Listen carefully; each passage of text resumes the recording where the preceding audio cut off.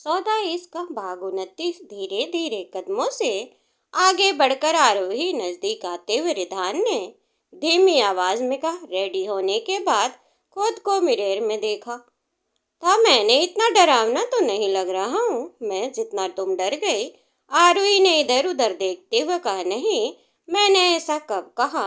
ये आप इतने डरावने नहीं लग रहे, लेकिन बस वो इस तरह से चुपचाप खड़े थे और अभी यहाँ पर कोई नहीं था, बस इसीलिए मैं। रिधान उसकी तरफ आ रहा था तो आरोही भी धीरे धीरे से उल्टे कदम चलते हुए पीछे हटने लगी।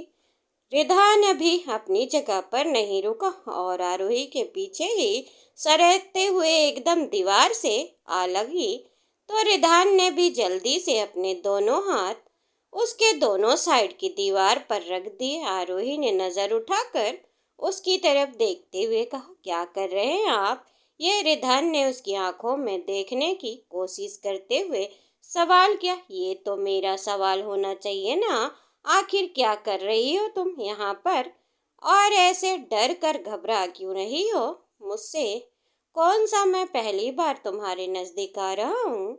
वैसे भी अब तो मैं तुम्हारे हस्बैंड हूँ, पूरा हक है मेरा तुम्हारे यानी अपनी वाइफ के नजदीक आने का। आरोही बहुत ही ज्यादा घबरा कर इधर उधर देख रही थी। पता नहीं क्यों, लेकिन रिधान की ऐसी बातें उसके दिल में बहुत हलचल सी मचा रही थी, इसीलिए वो रिधान से चाहकर भी नजरें नहीं मिला पा रही थी। अभी थोड़ी देर पहले रिधान ने बेडरूम में उसे जो कुछ भी कहा था और अभी वो जिस तरह से उस पर हक जता रहा था, आरोही को वो सब कुछ बहुत अच्छा लग रहा था। वो हमेशा से अपनी जिंदगी में ऐसे रिश्ते चाहती थी जो उसे कभी नहीं मिले। आरोही के चेहरे पर एक प्यारी सी मुस्कुराहट आ गई। उसने रिधान की चेस्ट पर हाथ रखकर उसे पीछे करते हुए कहा। हटिए, मैं नाश्ता बना रही थी, वो खराब हो जाएगा। रिधान ने उसे टीज करते हुए कहा। अच्छा, तो तुम्हें खाना बनाना भी आता है क्या? मुझे तो लगा था सिर्फ प्रॉब्लम क्रिएट करना ही आता है। आरोही की बात सुनकर रिधान ने एकदम से बोल दिया तो आरोही ने उसे गुस्से से घूर कर देखा। आरोही ने नाराजगी दिखाते हुए कहा। आपको कुछ भी नहीं पता मेरे बारे में, सब आप खुद से ही सोच लेते। अभी हटिए, मुझे भूख लगी है। रिधान की नजरें उसके होठों पर टिकी हुई थी और उसे काफी इंटेंस नजरों से आरोही के होठों को देखते हुए कहा। भूख तो मुझे भी लगी है। जब तुम मुझे ब्रेकफास्ट करने नहीं दे रही तो फिर मैं तुम्हें क्यों जाने दूं ब्रेकफास्ट बनाने के लिए? आरोही ने नासमझी से कहा। मैंने कब मना किया आपको?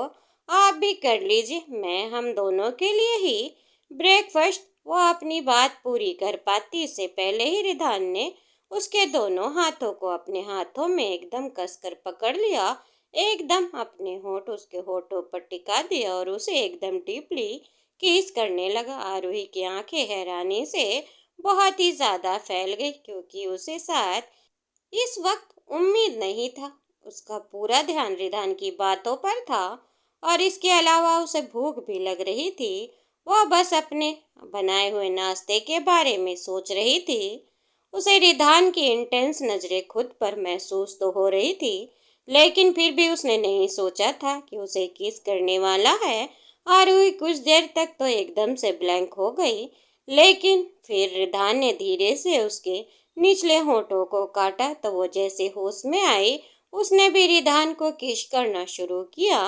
वह उसका साथ दे रही थी, उसके मुंह से मीठी सिसकारी निकल रही थी, लेकिन तभी उन दोनों का हाथ साइड में रखे हुए एक बर्तन पर लगा और जमीन पर गिर गया। बर्तन गिरने से तेज आवाज हुई, जिसकी दोनों का ध्यान उस तरफ हुआ। आरोही ने अपनी पूरी ताकत से रिधान को पीछे पुश किया। रिधान ने उसके होठों को छोड़ा और मुस्कुराकर उसकी तरफ देखने लगा, लेकिन आरोही किचन स्लैब के सामने आकर खड़ी हो गई। उसने जो भी गैस पर चढ़ाया हुआ था जल्दी से गैस बंद कर दी और बर्तन का ढक्कन खोलकर देखने लगी। रिधान उसकी तरफ देखकर हल्का सा मुस्कुराया। आरोही के दोनों गाल पहले ही शर्म से लाल हो चुके थे, इसलिए वह रिधान की तरफ नहीं देख रही थी। पूरा ध्यान बाकी का नाश्ता बनाने में लगा रही थी। रिधान धीरे से चलते हुए आरोही के पीछे आकर खड़ा हुआ। उसने आरोही के कमर में हाथ डालते हुए उसे पीछे से गले लगाया, अपने चेहरे के उसके शोल्डर पर रखते हुए कहा, लगता है कुछ टेस्टी बन रहा है, क्योंकि खुशबू तो बहुत अच्छी आ रही है खाने के भी और तुम्हारी भी। इतना बोलकर उसने अपनी आंखें बंद करते हुए आरोही की बॉडी सेंट का इनहेल किया और आरोही की बदन की खुशबू इस वक्त उसको कुछ ज्यादा ही मदहोश कर रही थी। आरोही उसकी बाहों में हल्के से कसमसाते हुए कहा, अरे धान छोड़िए ना, मुझे खाना ऑलमोस्ट बन गया है, चलिए हम ब्रेकफास्ट करते हैं पहले। और मेरी खुशबू कैसे आ रही है आपको? मैंने तो कुछ भी नहीं लगाया है, कोई परफ्यूम सेंट भी नहीं लगाया अभी तक, मैंने सिर्फ नहा कर आई थी मैं।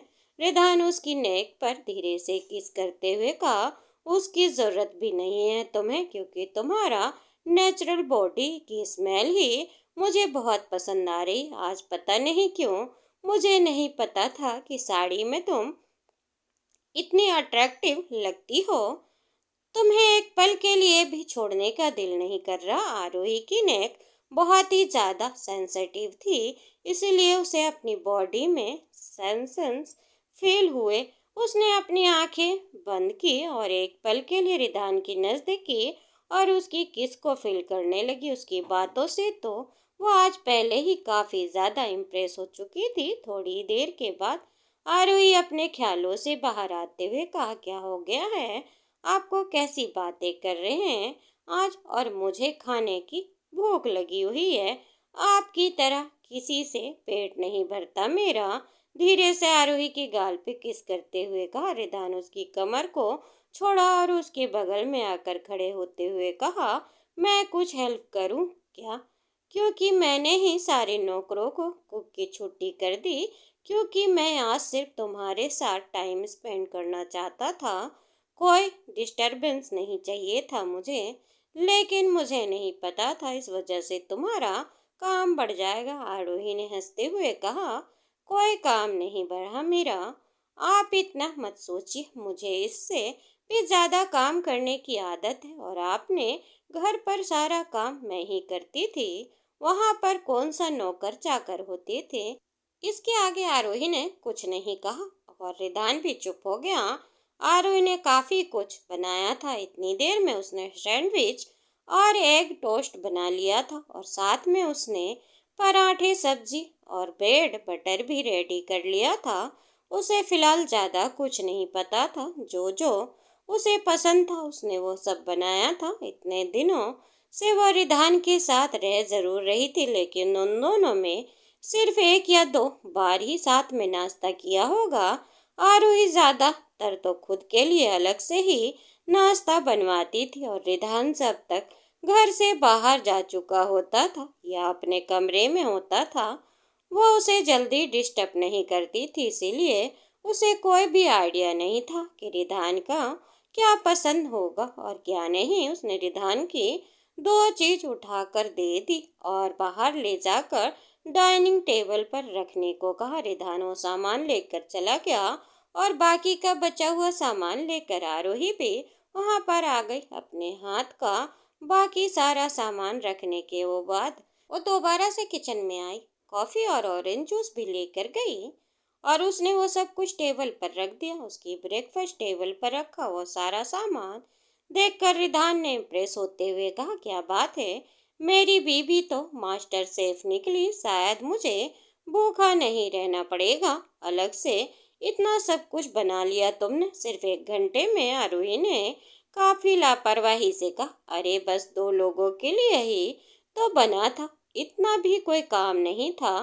चलिए अब आप खाकर बताइए कैसा बना है, क्योंकि मुझे पता नहीं था आपको क्या पसंद है, तो मैं सब कुछ अपने पसंद का ही बना लिया। रिदान ने सैंडविच उठाते हुए कहा, मुझे सैंडविच पसंद है, एग टोस्ट और कॉफी भी, लेकिन वो पराठा कौन खाता है ब्रेकफास्ट में?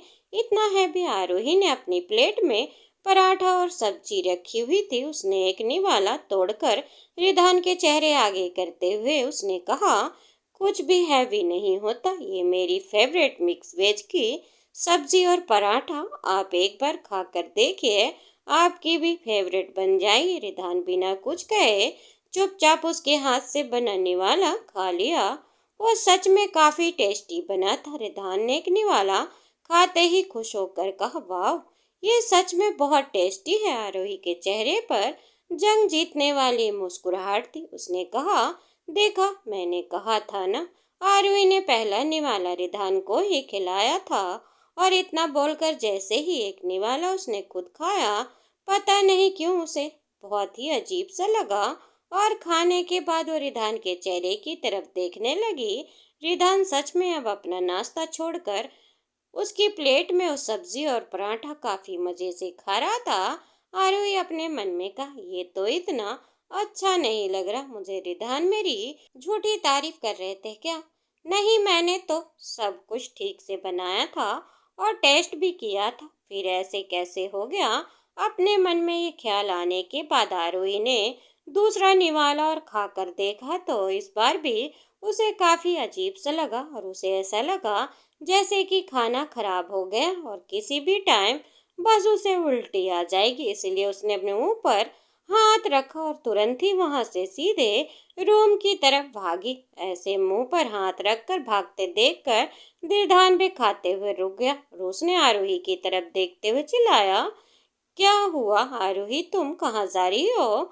लेकिन आरोही ने ना तो उसकी बात का कोई जवाब दिया और ना ही वहां पर रुकी। वह सबसे नजदीक वाले कमरे में अंदर चली गई। रिधान भी उसके पीछे कमरे के अंदर आया। रिधान इधर उधर नजरें घुमाकर देखा, उसे आरोही कहीं नहीं देखी, लेकिन वॉशरूम से आवाज आ रही थी। वो तुरंत वॉशरूम की तरफ भागा।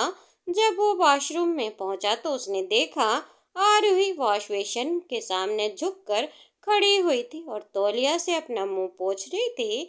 सामने आईने में देख रही थी। उसकी तरफ देखते हुए रिधान ने परेशान होते हुए पूछा, क्या हो गया तुम्हें अचानक से? अभी तो इतनी तेज भूख लगी थी और एक निवाला खाते ही तुम ऐसे भागकर यहाँ आ गई। तबीयत तो ठीक है ना तुम्हारी? डॉक्टर को बुलाऊं क्या? आरोही ने नजर उठाकर रिधान की तरफ देखते हुए कहा, आप मेरी झूठी तारीफ क्यों कर रहे थे? इतना बेकार खाना बना था, मुझे तो खाया नहीं गया, दो निवाले से ज्यादा, फिर आप कैसे खा लिया? आपको झूठी तारीफ करने की जरूरत नहीं। अगर अच्छा नहीं बना तो आप मुझे बोल सकते थे, मुझे सच में बुरा नहीं लगता। उसकी बात सुनकर रिदान बहुत ही ज्यादा कंफ्यूज हो गया। उसने कहा, मैंने कब तुम्हारी झूठी तारीफ की? खाना तो सच में अच्छा बना था, तुम्हें अच्छा नहीं लगा क्या? आरोही ने धीरे से नहीं में अपना सिर हिलाकर कहा, नहीं, मुझे तो बहुत अजीब सा लगा, इसलिए तो मैं यहाँ पर आ गई। उल्टी जैसा फील हो रहा है अभी भी। रिदान थोड़ा सोचते हुए कहा, तुमने तो सब कुछ अपना फेवरेट बनाया था, फिर भी तुम्हें अच्छा क्यों नहीं लगा? सच में काफी टेस्टी बना था सब कुछ, मैं झूठ नहीं बोल रहा। आरोही इस बात पर कुछ नहीं कहा क्योंकि उसे भरोसा हो गया था, उसने भी सब कुछ काफी अच्छे से बनाया था, बस उसे ही अच्छा नहीं लगा। आरोही ने धीरे से अपना सिर पर हाथ रखा। अपना सिर पकड़े हुए हाथ में टॉवल लेकर मुंह पोंछते हुए वॉशरूम से बाहर आ गई। रिदान भी उसके पीछे पीछे ही रूम में आ गया। आरोही बेड पर एकदम साइड में बैठ गई और काफी टायर्ड सी लग रही थी। रिदान धीरे से उसके माथे को टच करते हुए कहा, फीवर तो नहीं तुम्हें, लेकिन फिर भी तुम्हारी तबीयत ठीक नहीं लग रही। मुझे रुको, मैं डॉक्टर को कॉल करता हूँ। कल भी तुम बेहोश हो गई थी। आरोही ने रिदान का हाथ पकड़ते हुए कहा, अरे नहीं, डॉक्टर की जरूरत नहीं, वो बस थोड़ी सी थकान है, शायद मैं रेस्ट कर लेती हूँ और खाने में कुछ हल्का ही खा लूंगी। आरोही ने रिदान को डॉक्टर को बुलाने से मना कर दिया और फिर रिदान ने भी ज्यादा जोर नहीं दिया, लेकिन उसे आरोही की फिक्र हो रही थी। उसने आरोही को वहीं बेड पर लिटा दिया और कहा, तुम रेस्ट करो, मैं अभी आता हूँ। खाना और बाकी सारी सामान टेबल पर ऐसे ही वह सब फ्रिज में रख कर आता हूँ। इतना बोलकर रिधान ने धीरे से माथे पर चूमकर वो बाहर चला गया। उसके जाने के बाद आरोही एक पल के लिए अपनी आंखें बंद की, क्योंकि आंखें खोलने में ऐसा लग रहा था जैसे कि उसे चक्कर भी आ रहे हैं। लेटने पर भी वो काफी अनहाइजी फील कर रही थी, इसीलिए वो उठकर बैठ गई। फिर सामने लगे हुए शीशे में उसने खुद को देखा। थोड़ी देर पहले जो उसे उल्टी हुई थी उसके कपड़े खराब हो गए थे। उसने सोचा कि जाकर चेंज कर ले। आरोही धीरे से बेड के सहारा लेते हुए उठी और अलमारी की तरफ बढ़ने लगी। वहीं दूसरी तरफ रिधान बाहर आया तो सारा सामान वैसे ही जो का त्यों रखा था। रिधान ने तो फिर भी थोड़ा बहुत नाश्ता कर लिया था, उसका पेट भर गया था, लेकिन आरोही ने कुछ भी नहीं खाया था तो रिधान को बिल्कुल अच्छा नहीं लग रहा था।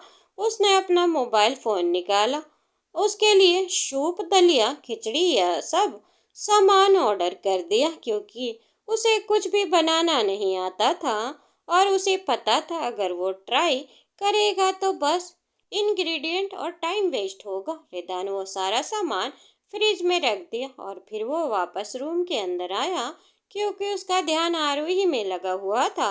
और रूम के अंदर आया, उसने देखा तो बेड एकदम खाली था, जबकि अभी थोड़ी देर पहले खुद ही बेड पर आरोही को लिटा कर गया था, लेकिन अब वहां पर नहीं थी। तो रिधान परेशान हो गया। रिधान अपने आप से सवाल किया, कहाँ चली गई ये लड़की? 2 मिनट रेस्ट नहीं होता इससे? सबसे पहले उसने वॉशरूम में जाकर देखा, लेकिन वहां पर आरोही नहीं थी। फिर उसने साइड में देखा तो उसके क्लोजमेट का दरवाजा खुला हुआ था। रिदान उस तरफ आया और उसने देखा कि आरोही क्लोजमेट रूम के अंदर जमीन पर बेहोश पड़ी हुई थी। उसे ऐसे बेहोश देखकर रिदान बहुत ही ज्यादा परेशान हो गया और उसने तुरंत ही आरोही को गोद में उठाया, उसे लेकर बेड की तरफ आया। उसने आरोही को बेड पर लिटाया और धीरे से उसके गाल पर थपकी देते हुए होश में लाने की कोशिश करने लगा। आरोही उठो, क्या हुआ तुम्हें? आरोही उठो।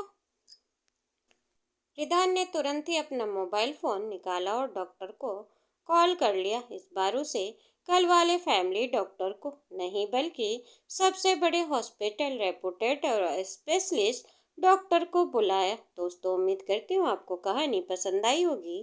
कहानी अगर पसंद आई हो तो वीडियो को लाइक, चैनल पर नए हो तो चैनल को सब्सक्राइब करना ना भूलें और बेल आइकन दबाएं, जिससे मेरी वीडियो की फ्री नोटिफिकेशन आप तक पहुंचती रहे।